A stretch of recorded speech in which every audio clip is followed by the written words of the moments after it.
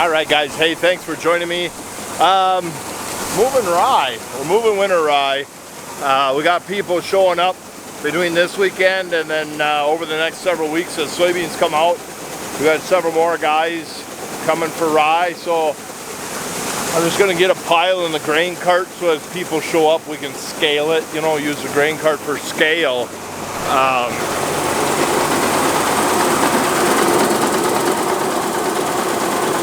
That's what's coming out.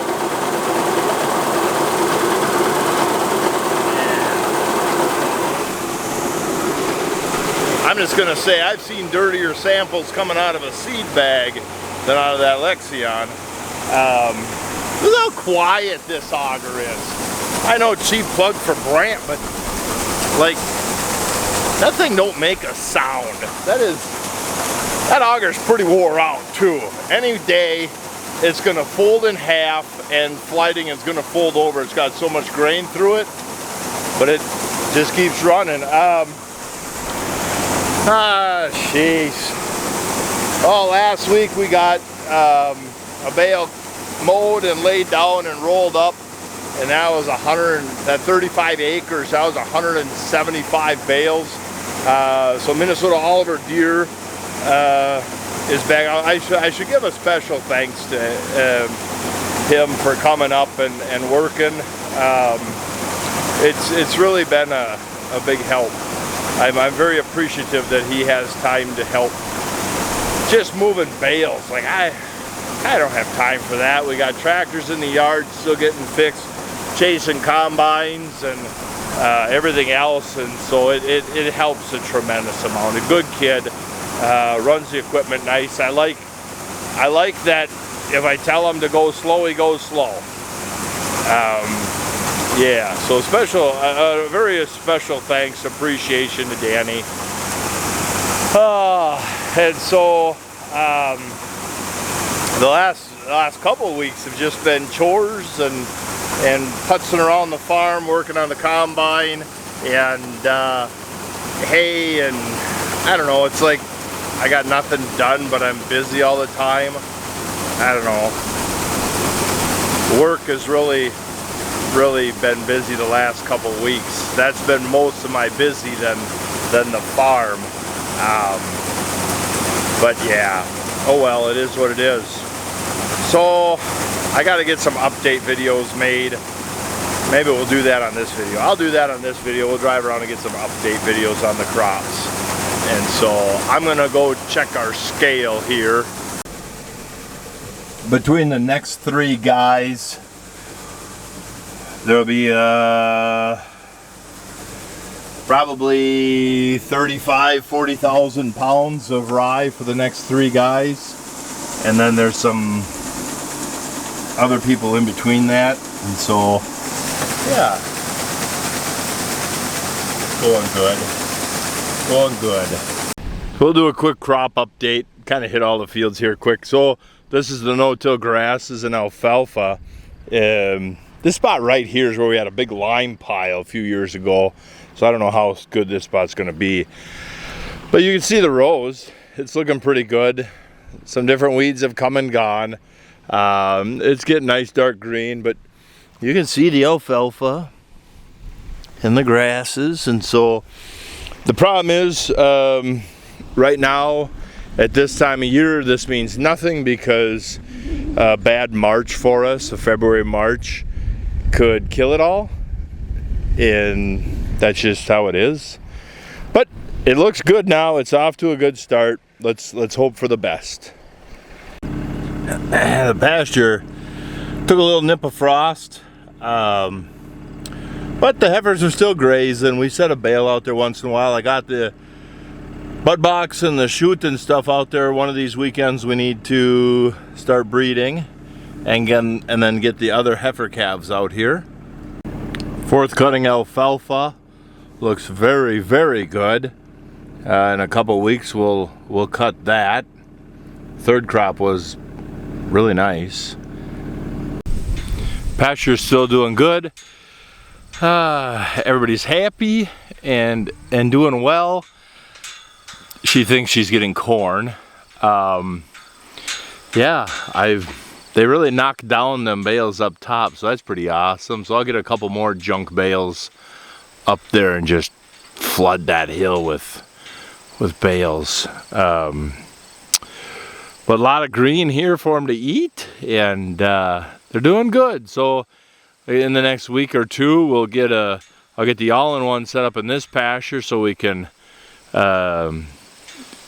castrate the little guys and then get them to the feedlot in the yard for weaning, and get them to the steers, the little heifers, tag them, vaccinate, get them to the other heifer pasture for weaning, and then mommy cows can get vaccinated and dewormed, and just a overall health check, and we'll go from there. And I gotta call a guy about Juggernaut to see if there's a market for him, if there's another farmer that can utilize him or not. She's funny. Walk into the land of giants and 60-inch corn.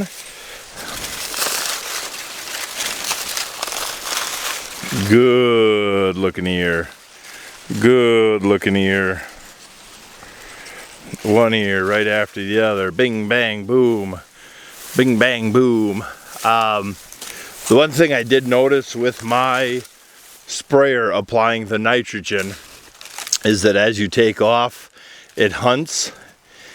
As you take off, the rate drops, and then it ramps the rate up to try and get caught up to you. So earlier this year, you could see kind of this dip through the corn. Right here is actually a little bit of a dip.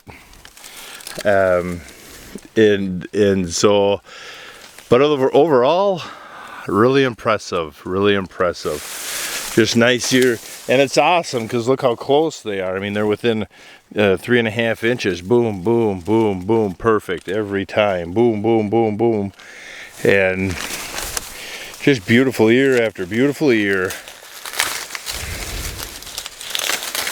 Nice, nice. Pollination went so good, I tried to add an extra. I think we'll make black layer this year. This is going to be a good harvest for corn.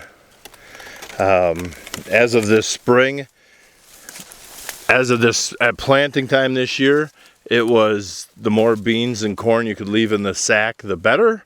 Now markets are rallying, and so a guy should have had the whole farm to corn and beans, and no winter rye and no hay. But that's just how it goes. So next year I'll diversify a little better and take advantage of markets right now to lock in prices for next year. But yeah, it looks really good.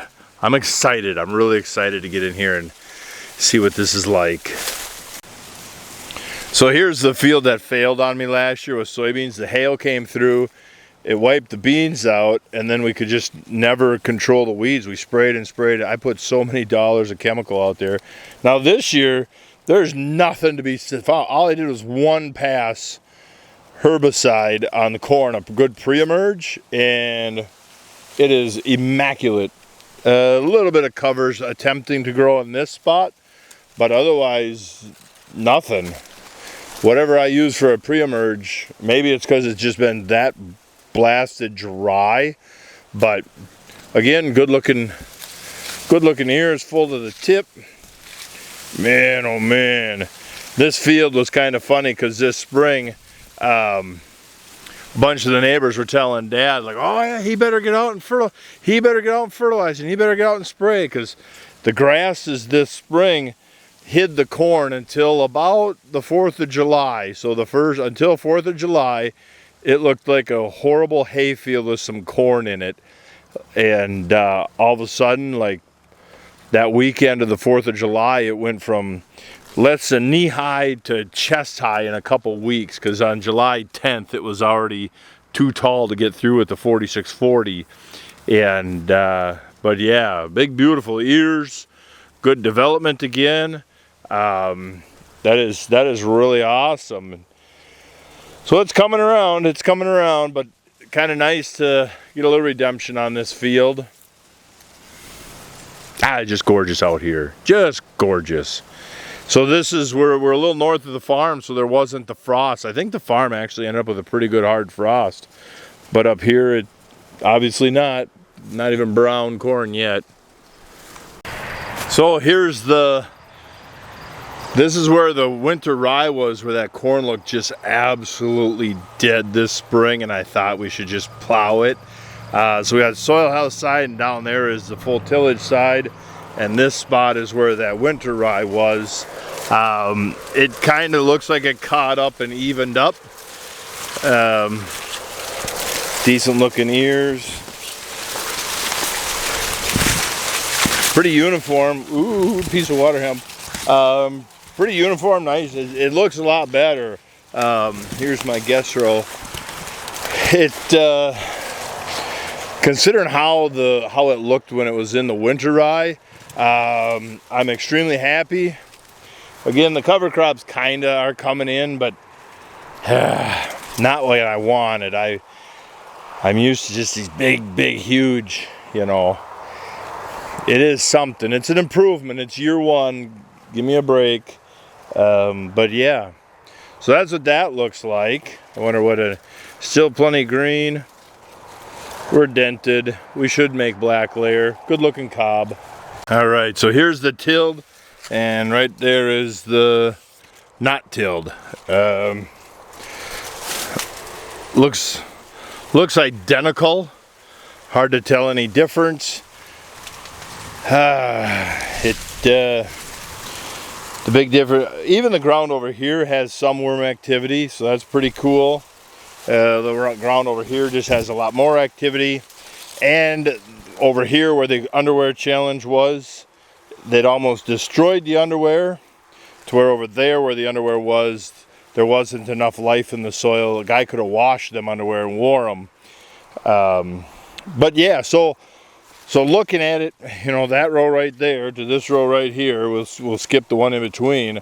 And even if you go that way and you keep going that way, it looks identical.